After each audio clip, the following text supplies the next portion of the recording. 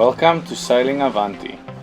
We are Gerard and Jacqueline, sailing our 41-foot monohull Avanti around the world from Cape Town, South Africa.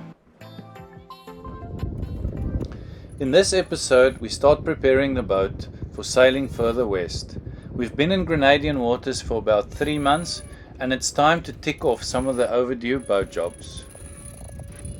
We'll be sailing with a buddy boat, Pacific, which is owned by a Swiss couple, and we give each other a hand to prepare the boats before we set sail.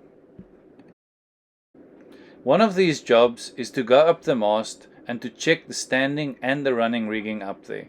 We haven't done this in a few months, and the last time I was hoisted up the mast was in Suriname in February of this year. I normally just look for any changes in the condition of the standing rigging or any chafe that could happen on the running rigging. Also for any split pins that might be loose or look suspect. Luckily I don't find anything out of sorts, and the rigging looks all good to go to head further west. It's a little bit easier restocking our provisions in Grenada. The supermarket delivers. It's just a matter of getting it on the boat now.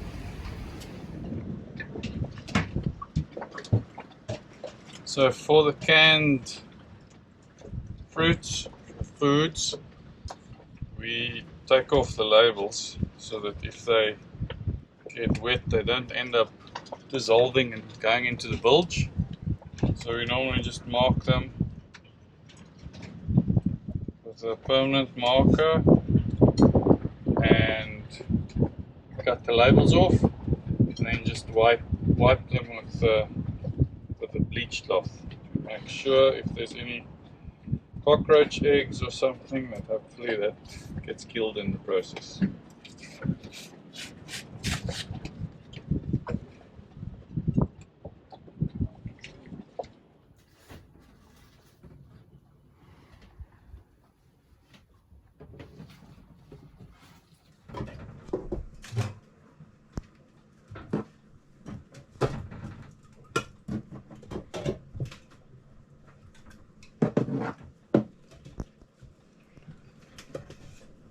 Luckily we've got very deep cupboards, so all of this should go into the spaces quite easily.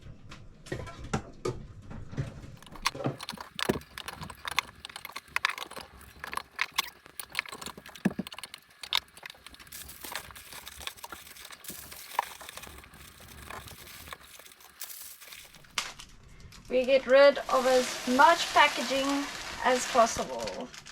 And these airtight containers help with keeping it fresh. I don't think we're going to fit another one in here. What do you think? I think so. Maybe? Try our luck.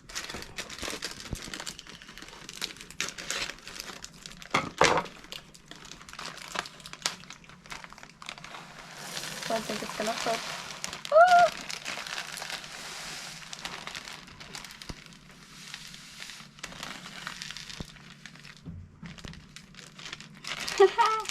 Just.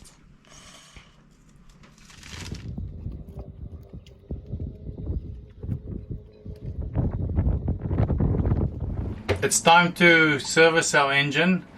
We just serviced it once before leaving Cape Town, just with about 30 hours on the engine, so kind of after the break-in, and we have about 160 or 170 hours on now. So ideally I wanted to do it at 200 hours, but I don't think we'll get a chance. So we're at a good spot in Grenada at the moment, so servicing it here is pretty good for in case I need any additional parts. So we started to drain the oil. So I've got a little electric pump that goes really slow, that just sucks out the oil from the sump, and we putting it into an old water bottle. So there's about 10 liters of oil that needs to go out. I only need to change the oil filter and the diesel filters on this service. So yeah, it's pretty hot. You can probably see that I'm sweating, and we had to run the engine to get the oil a little bit thinner, otherwise the pump struggles to pump it. So yeah, we busy taking care of our new engine.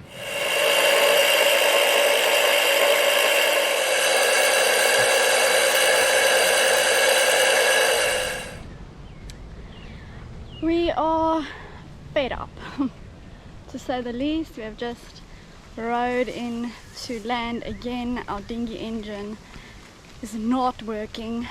It works for a few seconds and then it dies on us, but we are looking for a new one. We've decided it's time to find a new one.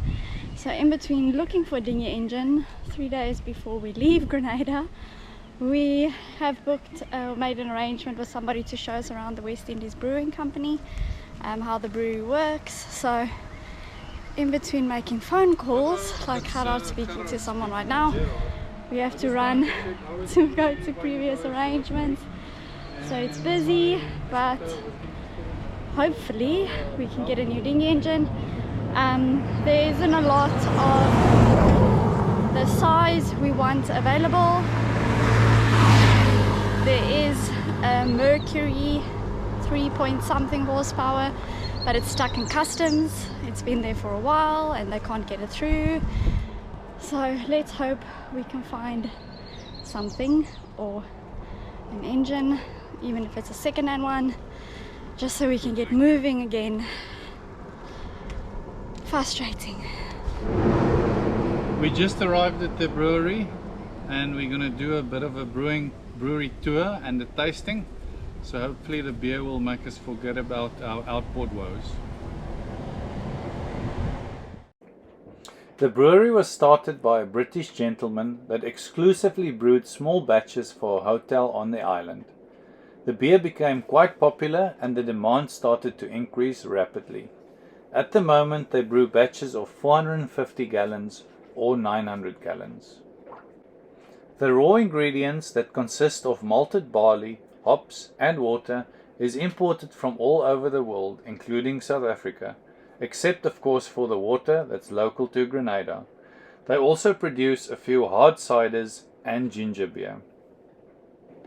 Every good brewery needs a brewdog, of course, named Moon, that looks after quality control. They offer about 15 beers and 6 different ciders, all on tap at the brewery, with 1 or 2 experimental brews also available for a tasting. They also bottle some of the most popular brands and they ship them as far as Kariakou. The brewery does everything on site, including bottling and labeling. After tasting too many samples, I decided that the Black Rock Dark IPA is my favorite, due to its bold and strong taste. It has 8.3% alcohol and I scored a 9 out of 10. We've come to realize over the last few days how dependent we are on our dinghy. So while we search for a new engine, I have to keep this one alive by changing spark plugs, taking off the carburetor and cleaning it out, and making sure I do everything that could possibly go wrong just to get us to land and back. When I was told that there was an underwater sculpture park, I was excited, but I had no idea what was waiting for us or how unique this place would really be. The sculptor, Jason Taylor, has placed 65 cement sculptures in this bay since 2006, home to the world's first underwater sculpture park. All these sculptures can be found at 3 to 5 meters deep, so taking a glass-bottom boat wouldn't be a great option, especially since the water clarity isn't great here. You simply take the local bus 8 to Dragon Bay and then negotiate a price with the local boatman to take you around the corner. This is the Nutmeg Princess, where the princess comes out of the nutmeg. This is the Circle of Life and has some different meanings and is open to your own interpretation. Some say it's to remember the children thrown off the slave boats, and others connect these children standing in a circle to a child's ability to adapt to change. The sculptures were all created with materials and designed to help encourage life. That includes a long-lasting pH-neutral cement which provides a stable and permanent platform and is textured to allow coral to attach. The sculptures are all created on land and have been transferred to the ocean by crane, some of them weighing up to 15 tons. This one is called the Lost Correspondent or Newspaper Man. I'm so glad we kept this for our last excursion on the island. It was truly interesting and something we haven't seen before at all.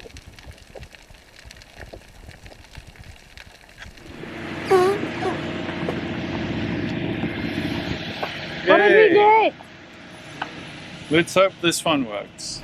So we in the end didn't get what we wanted, but it's the only available one. So it's a 2 horsepower Yamaha, so we're not gonna go fast, but at least it's new. So we'll hopefully install it this afternoon. Our preference would have been to buy a 4 or a 5 horsepower 2-stroke engine for the size of our dinghy.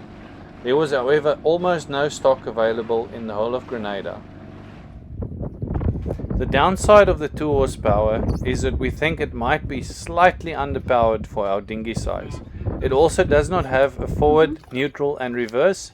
It's always in gear, so when you start it, it's good to go. Step 1. Loosen the air vent screw on the fuel tank cap by 1 turn. Okay, here goes nothing. Better start. Wow! Oh no. No.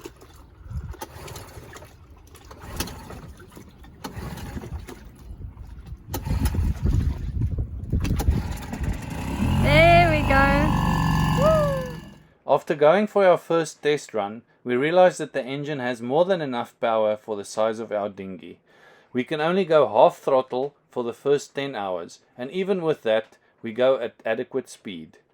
We can also go in reverse without a gearbox by rotating the engine 180 degrees, so no need for a gearbox.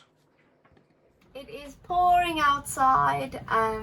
Last minute this afternoon we decided not to leave Grenada. It's just, you know, when you have a funny feeling that you really should stay a bit longer. We had one of those, and now it's pouring rain. It looks like thunder over the ocean, and we're really glad we decided to give it another day. I still feel like I need to do a meal or two, and I'd love to have one last shower just to leave in a good space and have a good night's rest, because last night I didn't sleep well in the anxiety of leaving. I think the problem with leaving the Eastern Caribbean is that we haven't really set sail anywhere in a while, so I'm glad we're taking one extra night to just get a good night's rest, get ready and be ready to sail in the morning.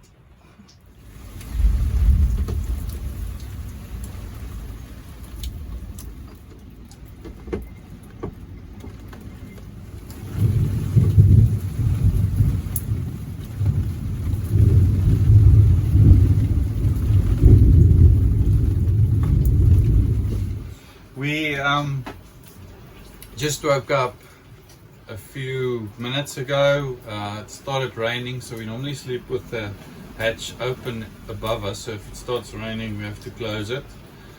But we could hear like a weird noise, and there was a bit of rain and stuff forecasted for the night. So it was actually the wind that approached a massive squall. We on the mooring ball in Prickly Bay, so I don't know, the boat was thrown around. Luckily our mooring ball held, but I don't know, we had to have I don't know what the gust was, maybe 50 or 60 knots, we didn't measure it. And our dinghy was hanging next to the boat earlier in the night, and there was also a big gust, and it kind of upset it. So I put the dinghy in the water and tied behind the boat, and the dinghy completely flipped around now with this gust. So our brand new engine is full of seawater at the moment. So yeah, once this weather is cleared, we're gonna have to take it out and spray it with a lot of WD-40, I suppose. But yeah, the gust was something else. There's a lot of boats here in the harbour now that the Genoas are partially unfilled, so it's starting to get light, so hopefully there's people on those boats. But it was something crazy. I've never experienced a strong gust like that. Hectic. It's very important to clean the engine immediately to minimize any possible corrosion. So we've removed the engine covers and just flushing the carb first if there was any seawater in there.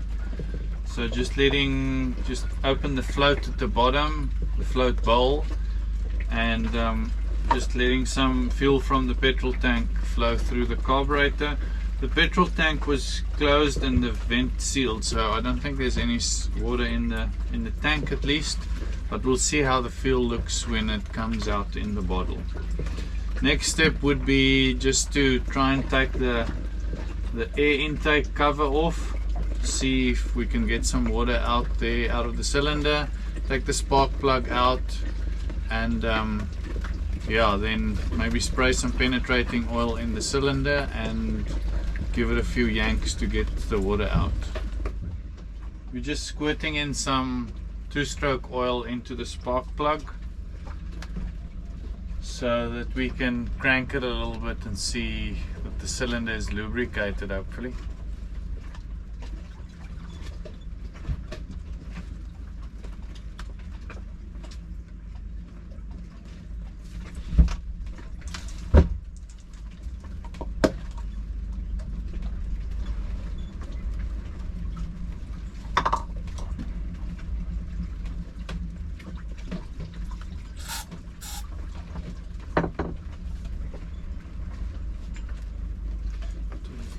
So hou hierso vas. Laat die propeller gaan nou draai, maar hy sal nie start nie. Kyk hier vas. Hou hier vas. Gaan jy my teen die kop trek? Ja. Oh, blou goed oral. Waar kom dit uit? Dis fyn, dis fyn. Oh, maar sit. Net die lappie daarvoor. Die lappie net hier so. Net lig. So. Okay. Oh, hy slaap. Kom maar water uit daar. Oh. So jy gaan die lappie wegvat en kyk, ek sien hom vashou. Okay. Net blou goed.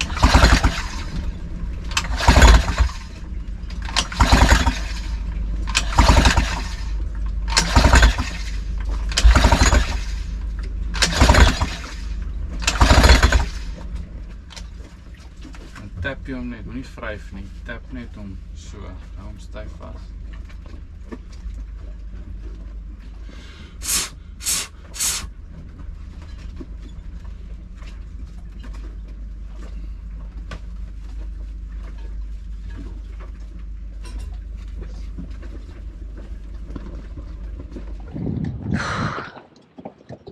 Now is the big question. Did we get all of it out? Is it gonna start?